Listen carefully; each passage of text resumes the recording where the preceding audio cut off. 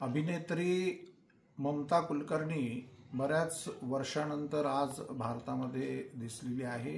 ती सरळ प्रयागराज महाकुंभाच्या संपूर्ण परिसरामध्ये तिने येऊन त्या ठिकाणी जो किन्नर आखाडा आहे त्या किन्नर आखाड्यामध्ये दीक्षा घेतल्याची बातमी आहे। तिने संन्यास देखील ग्रहण केला आहे आणि तिला महामंडलेश्वर पदाने नियुक्त करण्याबाबतच्या सगळ्या बातम्या, व्हिडिओ आणि सिरियल्स पाहण्यात आलेल्या आहेत।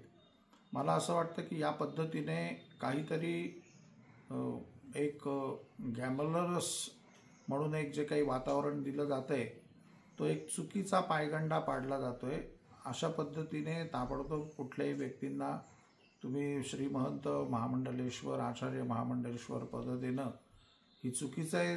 ज्यांना आखाड्यामध्ये यायचं आहे त्यांनी काही काल त्या ठिकाणी साधू म्हणून व्यतीत करावा, साधना करावी आणि मग या संदर्भाच्या प्रक्रिया पूर्ण करण्यात यावा। याबाबत खूपच ढिलाई चाललेली आहे। कोणी उठतंय आणि कोणी महामंडलेश्वरांच्या शाही स्नानाच्या, अमृत स्नानाच्या वेळेला रथावर चालतंय, भगवे कपडे घाले म्हणून व्हिडिओ शूट करतंय। हा सगळा TRP वाढवण्याकरता खेळ चालवलाय।